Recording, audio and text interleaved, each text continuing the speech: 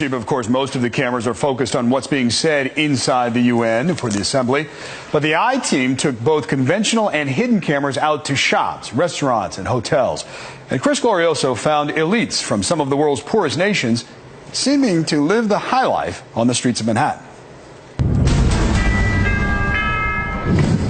Assembly is called to order.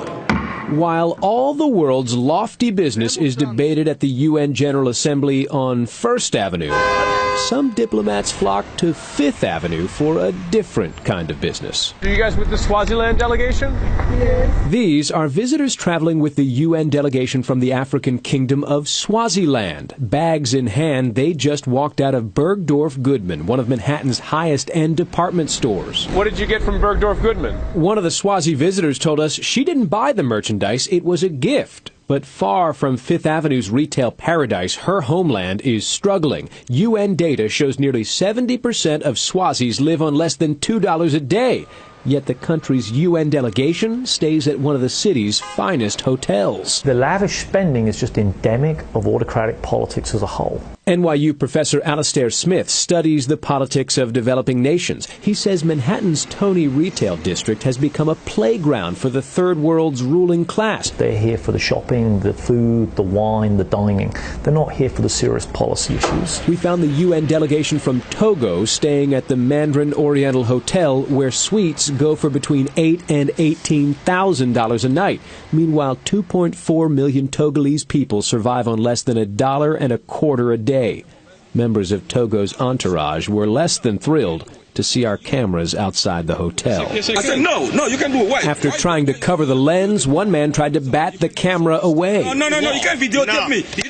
Across town, the UN delegation from Mali chose to stay at the Waldorf Astoria. Mali is the third poorest nation in the world, according to UN numbers. Nearly 5 million people face starvation here.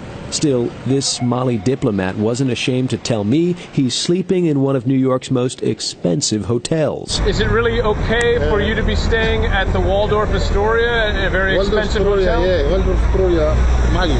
It may be unseemly for diplomats from poor nations to live large in New York, but local chambers of commerce say there is one undeniable upside: receipts for local businesses. I don't think it's really up to us to moderate the types of spending that come from other countries. That's their business.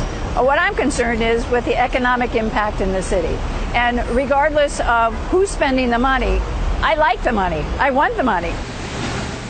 We should also point out not every developing nation chooses to stay at lavish hotels. We found members of the Tanzania delegation at the DoubleTree. Still, nonprofits that monitor developing nations are becoming increasingly sensitive to the issue of third world rulers spending money abroad. The group 100 Reporters is holding a contest to see if New Yorkers can snap photos of UN diplomats spending money ostentatiously. We have linked to that contest on our website, NBCNewYork.com. The UN General Assembly, of course, will finish up tomorrow. Back to you.